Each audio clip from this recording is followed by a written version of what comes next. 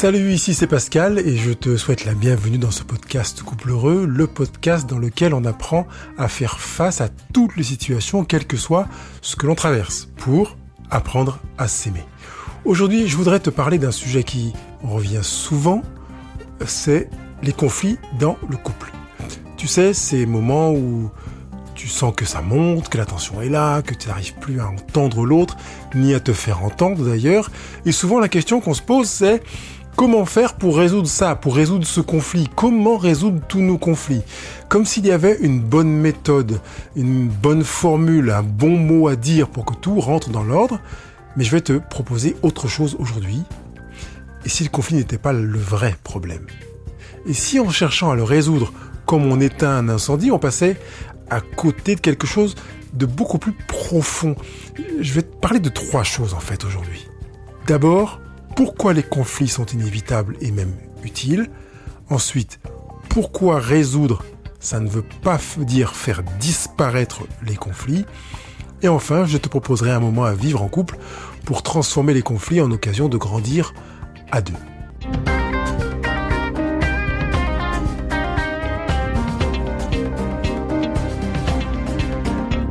Dans un couple, il y a forcément des conflits. Et cette question de comment résoudre les conflits est peut-être arrivée dans ta tête, peut-être même comment résoudre tous nos conflits, et peut-être passé dans ta tête plusieurs fois. Et je veux le dire clairement, c'est pas une défaillance, c'est normal, c'est sain, c'est pas surprenant de se dire mais comment faire pour résoudre tous nos conflits. Les chercheurs John et Judy Gottman, qui ont étudié les couples pendant plus de 40 ans, ont montré que 69% des conflits dans les couples sont insolubles. Oui, c'est bien ce que j'ai dit. Insolubles. Pas parce que les gens sont incompétents ou pas faits l'un pour l'autre, mais parce que ce sont des différences profondes, des différences de rythme, de valeurs, de besoins, d'éducation, ou je pourrais dire de programmation, des différences de façon de voir la vie. Or, c'est difficile d'envisager que ton partenaire voit la vie comme toi. C'est vrai que c'est comme ça que tu l'as vécu au début de la relation, en disant on voit les mêmes choses pareil, on a les mêmes goûts, on a les mêmes envies, les mêmes rêves, les mêmes plaisirs, et puis chemin faisant, en parcourant des kilomètres, tu t'es rendu compte que non en fait. Et c'est pas un problème, c'est pas une source de conflit, c'est pas ça qui cause le conflit, c'est ce qui permet peut-être de faire un constat et de se dire j'accepte parce qu'il est tout à fait normal qu'il soit impensable que je me mette en couple avec quelqu'un qui est le même que moi, qui est une sorte de clone de vision de la vie. Alors, la question c'est pas comment on évite le conflit, c'est comment on reste en lien malgré le conflit.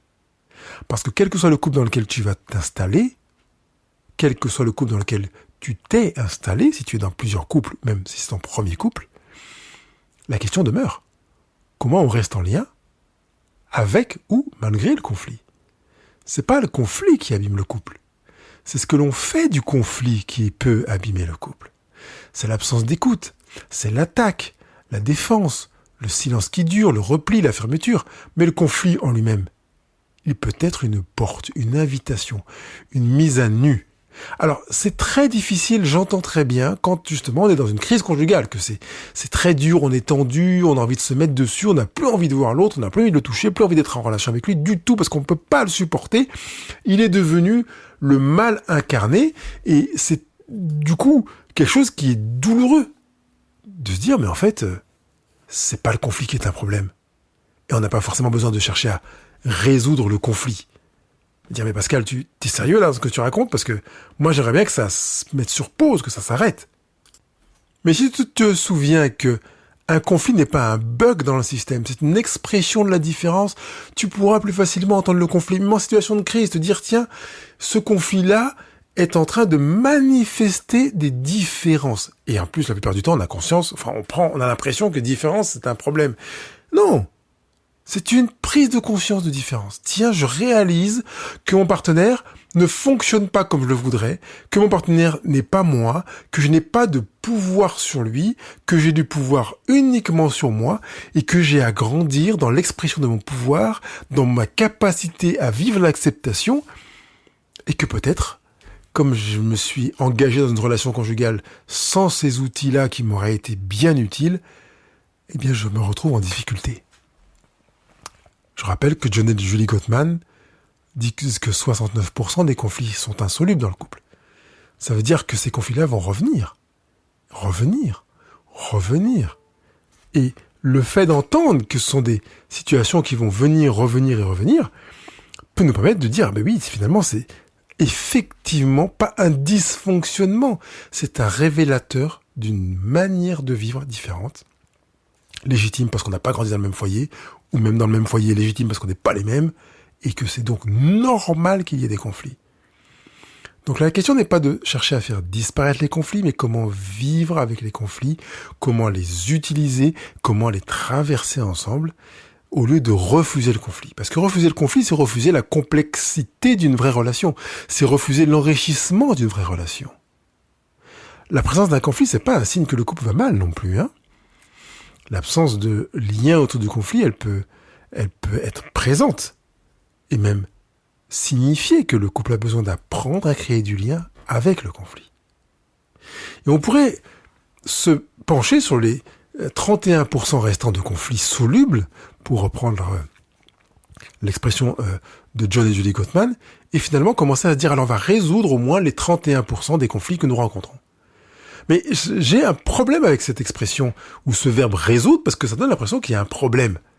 Si on veut résoudre un conflit, c'est qu'il y a quelque chose qui pose problème, et on pourrait même se faire croire qu'on va faire taire le désaccord, qu'on va comme dirait en anglais, to fix it, on va le fixer, on va le poser, clac, on a trouvé la solution, et c'est terminé, le conflit ne reviendra plus. Et ça fait partie du mythe qui se balade de temps en temps dans nos foyers, et que je voudrais qu'on attrape par les oreilles, par la queue comme on veut, et on tourne très fort et on le balance le plus loin possible. Parce que l'idée n'est pas de résoudre un conflit. Je sais que en gestion des conflits, en accompagnement conjugal, on parle souvent de la résolution des conflits.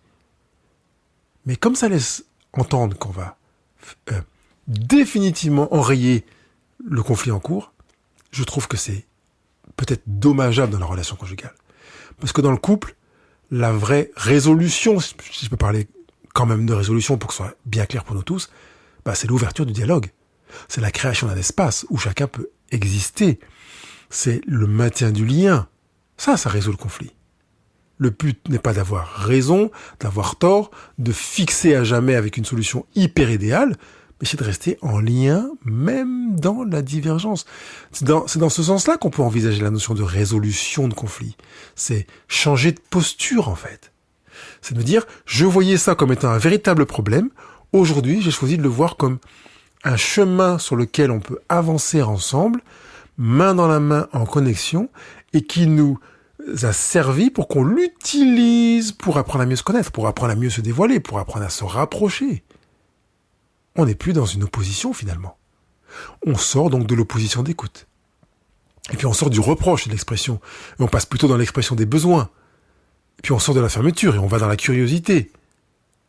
Et tout à coup, le conflit devient un lieu dans lequel on peut s'entraîner en regardant ce que l'on a appris, ce que l'on ignore, ce que l'on a besoin d'exercer davantage pour créer du lien.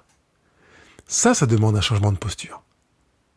Donc plutôt que de chercher une solution immédiate, on peut se poser des questions qui est qu'est-ce que je ressens vraiment là maintenant ? Qu'est-ce que ça vient réveiller chez moi ? Est-ce que je cherche à comprendre ou juste à avoir raison ? Est-ce que je peux écouter sans vouloir tout de suite corriger ? Est-ce que je peux peut-être ne pas vouloir corriger, mais vouloir apprendre ? Vouloir apprendre de moi, vouloir apprendre de l'autre. Et utiliser ce qu'on est en train de vivre, plutôt que d'avoir le sentiment d'être utilisé par ce qu'on est en train de vivre. C'est moi qui suis acteur. C'est moi qui vais mettre les mains sur le volant. C'est moi qui vais faire en sorte que quand je regarde le conflit, je choisis de l'utiliser pour affermir le lien, pour éclaircir le lien, pour purifier le lien. Un entraînement à rester ouvert, à se montrer dans sa vulnérabilité et parfois à dire je ne comprends pas tout, mais je tiens à toi. Et tu verras, quand le lien est maintenu, souvent le conflit perd de sa dureté. Et une des postures qui fait que le conflit s'enlise, se cristallise, c'est qu'on a l'impression qu'on est deux adversaires. Je suis dans un camp, il est dans l'autre. Moi, je voudrais qu'on fasse comme ça, l'autre voudrait qu'on fasse comme ça va pas, c'est un conflit. C'est parce que j'ai oublié de me demander est-ce que je peux utiliser ce conflit pour nous rapprocher? Est-ce que je peux utiliser le lien pour nous rapprocher? Est-ce que je peux me souvenir que nous sommes dans la même équipe, embarqués? Et c'est pas parce qu'on ne voit pas les choses de la même manière qu'on est des opposants ou on est à l'opposé. Cette idée de résoudre, de vouloir résoudre, de chercher à résoudre, participe à poser le problème. Là, il n'y a peut-être rien à résoudre. Il y a peut-être besoin d'assouplir. Il n'y a peut-être rien à résoudre, il y a peut-être besoin d'attendrir, de se rapprocher, de s'écouter, de chercher à comprendre. Il y a peut-être besoin de lâcher. Il y a peut-être besoin de chercher, de créer, de s'ouvrir les yeux mutuellement sur, entre autres, nos blessures, sur nos désirs, sur nos rêves, sur nos programmations d'enfance, sur les bagages qui sont dans nos valises conjugales et qu'on n'a pas ouverts, qu'on n'a même pas interrogés, l'héritage parental. Tant de choses sur lesquelles on pourrait focaliser notre attention au lieu de chercher à résoudre, et généralement à résoudre vite. On veut vite sortir du conflit, mais pourquoi vite? Je préférerais qu'on sorte bien, enrichi l'un et l'autre, avec un conflit que l'on sait être un conflit. Je sais que sur ce plan, nous ne sommes pas d'accord. Et nous avons trouvé un terrain d'entente dans lequel j'accepte ça, ça et ça. Mon partenaire accepte ça et ça. Et finalement, on sait ne pas être d'accord, on sait quelles sont les acceptations mutuelles, et ce faisant, on avance avec cette situation-là, en sachant qu'on marche sur un terrain sur lequel il y a quelques mines qu'on va veiller à éviter pour ne pas faire exploser la relation, mais comme on tient vraiment à la relation, on va travailler ensemble dans une convergence, d'une coopération pour créer du bien dans le couple. Cette perspective-là est véritablement un cadeau que l'on peut s'offrir sur le plan conjugal. Je tiens tellement au couple que je vais utiliser ce que l'on vit de difficile pour le couple. Comme je dis, quand on est en situation de crise, on peut avoir le sentiment que ce que je suis en train de dire là, c'est du vent, c'est du petit lait, c'est du pipeau, c'est de la poudre aux yeux. Mais c'est parce que la charge émotionnelle est très, très, très élevée. Mais dans 3 mois, dans 6 mois ou dans 1 an, si la crise est passée, bah, tu verras qu'effectivement, oui, c'est vrai que j'avais amplifié ceci, j'avais amplifié cela. Et l'impression qu'on serait mieux en dehors du couple fait partie de ce mythe-là. On serait mieux en dehors du lien. S'il n'y avait plus le lien, ça irait mieux. Sur quelle base? Est-ce que tu peux me démontrer que s'il n'y avait plus le lien, ça irait mieux? Non. Comme me disent la plupart des personnaires, non. Parce qu'en fait, quand on pense que s'il n'y avait plus le lien conjugal, ça irait mieux, c'est parce qu'on a le sentiment que c'est à cause de notre partenaire que la situation est conflictuelle. Et que par conséquent, si on coupait le lien avec cet homme-là ou cette femme-là, et qu'on mettait le lien avec quelqu'un d'autre, il y aurait forcément un mieux-être. Mais c'est du pipeau, c'est de la poudre aux yeux, on se raconte des salades, ça ne tient à rien du tout. Je pourrais même ajouter que si tu n'as pas réellement travaillé à ton lien en utilisant une autre posture quand surviennent les conflits, ben dans le prochain couple dans lequel tu seras, tu vas adopter la même manière de fonctionner que celle que tu as dans le couple dans lequel tu es actuellement. Et si tu m'écoutes actuellement et que tu n'es pas en couple, sache que c'est l'opportunité rêvée pour faire le ménage dans tes bagages, te dire qu'est-ce que j'ai dans mes bagages conjugal ou ex-conjugal. Qu'est-ce que j'ai trimballé d'un couple à l'autre? Si tu as vécu 2 ou 3 couples antérieurs à celui dans lequel tu es, ou que tu as vécu 2 ou 3 couples et que tu n'es plus en couple maintenant, la question reste la même. Qu'est-ce que tu as trimballé du couple 1 vers le couple 2 et vers le couple 3? Et qu'est-ce que tu as vu comme conflit ou comme situation tendue dans ces 2 ou 3 couples? Tu peux tout de suite te rendre compte que le dénominateur commun entre ces 2 ou 3 couples, c'est toi. C'est le regard que tu as posé. Ta difficulté à accepter certaines choses et à te dire que tu avais quelque chose à apprendre. C'est ton envie que ton partenaire change. Et à te faire croire que si ton partenaire changeait, le couple irait beaucoup mieux. Parce qu'en réalité, il peut y avoir un peu de ça. Mais tu sais que tu ne peux pas changer ton partenaire. Par contre, toi, tu peux changer. Donc je préfère que tu mettes l'accent sur le domaine dans lequel tu as du pouvoir. Entre dans la démarche dans laquelle tu vas te dire, ok, je vais m'inscrire dans un entraînement, comme si tu allais à une salle de sport, à un cours de poterie ou d'art ou de n'importe quel, par semaine de musique et d'instruments, ou une fois par semaine, tu vas à ton cours, à ton entraînement. Tu peux travailler à ta relation conjugale avec cette même mentalité. Une fois par semaine, je vais à l'entraînement. Je vais me poser pour voir comment, même si je suis en solo, comment je peux faire pour que les conflits que nous rencontrons, je puisse les voir autrement. Je puisse les vivre autrement.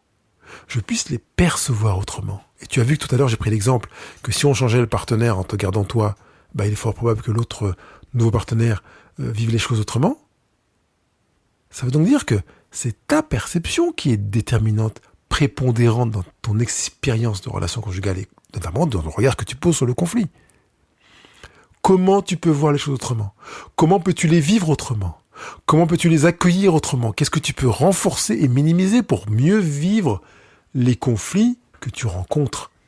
Pour faire en sorte que du coup ton couple voit la vie autrement, expérimente ce que tu traverses autrement et se projette autrement. Finalement, tu te rends compte que si tu changes cette manière de voir, ton angle de tir, et que tu le fais, bien sûr, dans un entraînement au moins hebdomadaire, tu vas changer ta manière d'être en relation et par conséquent ta manière d'être en couple. Je ne veux pas que tu imagines que il te suffit de vouloir penser les choses autrement pour que ça change. C'est la grande part du boulot que tu as à faire. Penser autrement. Chercher à voir les choses autrement, envisager les choses autrement, percevoir les choses autrement. Ça, c'est 90%, plus de 90% du travail. Et puis, il reste 10%, ou un peu moins de 10% dans lesquels tu auras à passer à l'action, à te dire, ok, là, je vais agir autrement, je vais parler autrement, je vais exprimer mon ressenti autrement, je vais formuler mes demandes autrement. Et là, tu es dans un 100% dans lequel tu es acteur pour amener des changements dans ta relation conjugale. Un changement que je te propose de mettre en place, c'est un rendez-vous conjugal pour découvrir ce que vous avez appris, ce que tu as appris grâce au conflit. Attention, je précise bien que c'est pas le conflit qui t'apprend quelque chose, c'est toi qui apprends quelque chose en fonction de la manière dont tu utilises le conflit, parce que il y a des conflits dans lesquels tu n'apprends rien parce que tu n'as rien envie d'apprendre, ou parce que tu n'as pas une posture qui te permet de voir que tu peux t'enrichir de quelque chose. Par contre, si tu pars du principe que tu veux apprendre dans un conflit, eh bien, cette dernière partie du podcast est pour toi. Donc, je te propose un exercice simple dans lequel tu vas proposer un rendez-vous amoureux avec ton partenaire qui n'a pas pour objet d'aller régler un problème, évidemment, mais de prendre conscience de ce que tu as pu apprendre, de ce que ton partenaire a pu apprendre et de ce que vous pouvez apprendre mutuellement dans la relation. Donc, vous vous installez dans un endroit tranquille, l'un face à l'autre, côte à côte, comme vous voulez, et puis vous prenez le temps de répondre à tour de rôle aux 4 questions que je te propose maintenant. Qu'est-ce que j'ai appris sur moi depuis qu'on est ensemble? Donc, chacun va répondre à tour de rôle. Si vous voulez d'ailleurs, avant d'entrer dans la suite des questions, vous pouvez répondre chacun de votre côté sur un papier et puis venir les mettre ensemble. Deuxième question, qu'est-ce que nos conflits m'ont permis de découvrir? Mais tu comprends que la formulation est plus juste de dire qu'est-ce que j'ai choisi de découvrir à travers nos conflits sur mes émotions, mes limites, mes manques et mes besoins. Donc j'ai utilisé les conflits pour apprendre sur moi, sur mes émotions, mes limites, mes manques et mes besoins. Qu'est-ce que j'ai appris sur toi que je n'avais jamais compris ou vu au début? Et là, c'est l'occasion de partager avec son partenaire ce qu'on a appris sur lui. Et enfin, qu'est-ce que je sens que je suis encore en train d'apprendre sur l'amour, sur la patience, sur l'écoute, sur la confiance, sur les conflits, sur nos valeurs respectives, nos valeurs convergentes et nos valeurs différentes, sur l'éducation, sur ta manière de percevoir les choses, sur ta sensibilité, sur tes blessures. Et la liste peut être longue, donc je te laisse rajouter les éléments de la liste pour que ça corresponde à votre sensibilité conjugale respective et commune. Je rappelle que c'est pas un moment pour régler les comptes, c'est un moment pour créer du lien, pour se poser ensemble, pour s'apprendre mutuellement et grandir ensemble. Donc c'est un moment pour reconnaître ce qui a été traversé, ce qui a été gagné et même ce qui reste à construire. Tu l'entends dans la question, qu'est-ce que je sens que je peux encore apprendre ou que je suis en train d'apprendre sur. Parce que oui, les conflits sont parfois inconfortables et tu as compris que 69% des conflits sont insolubles, mais ils peuvent devenir des lieux de croissance. Et c'est vraiment dans cette direction que je t'invite à te positionner, te dire, ok, je veux que nos conflits soient des lieux de croissance. Et je sais que ça ne sera des lieux de croissance que si je choisis d'en faire des lieux de croissance, parce qu'un conflit ne vient pas en disant « Coucou, c'est moi, je suis là pour que tu puisses grandir et apprendre quelque chose sur toi et sur ta relation et sur ton partenaire. » C'est toi et toi seul qui peux décider ça. Et la condition, c'est de ne pas traiter le conflit comme un intrus, mais comme une opportunité, presque comme un pédagogue, mais je voudrais pas l'utiliser vraiment comme pédagogue parce qu'on a l'impression que tu reçois quelque chose du conflit. C'est toi qui va te servir. Alors voilà ce que je voulais te dire. Tu veux résoudre tous les conflits ? Tu cherches à comment résoudre tous tes conflits ? Commence par ne plus chercher à les fuir, ni à les effacer, ni même à chercher à les résoudre, puisque résoudre un conflit, c'est créer du lien, là où il y a de la tension. C'est rester présent, même quand ça secoue, même quand ça coince. C'est s'aimer au cœur de la différence. Pas malgré la différence, mais d'accueillir la différence pour l'utiliser comme un outil pour apprendre à s'aimer. Parce que c'est vraiment quand c'est difficile que l'amour devient utile. Quand tout va bien, qu'on est d'accord sur tout, il n'y a pas besoin d'amour. Et tu verras qu'à force de t'entraîner, à force de faire ça, à force de choisir d'utiliser les conflits comme des opportunités d'apprendre, il y aura peut-être plus vraiment de problèmes en soi à résoudre. Il y aura des occasions, des moments à traverser, des opportunités d'apprendre et une relation qui grandit. Vraiment. Passe à l'action avec ce rendez-vous amoureux. Et puis évidemment, si tu as des questions, si tu veux me donner des retours aussi de ton expérience de rendez-vous amoureux, je serais ravi de les entendre, que ce soit dans les commentaires de la retranscription du podcast sur le site Couple Heureux, que ce soit lors d'un coaching si tu es dans un programme Couple Heureux avec moi, quel que soit le chemin que tu choisis pour me partager, je me ferai un plaisir de découvrir, d'entendre ce que tu as vécu en expérience. Ça peut être dans un coaching solo que tu auras sollicité également. Pense à mettre les étoiles, tes avis sur Google Podcast, sur Apple Podcast ou l'application podcast que tu utilises pour faire que ce podcast soit plus connu. Tu profites d'un outil gratuit et puis si tu appuies sur le bouton pour faire connaître ce podcast avec tes commentaires et tes 5 étoiles, ça permettra à plus de monde de profiter de cet outil gratuit. Je te remercie et puis surtout, j'insiste, passe à l'action.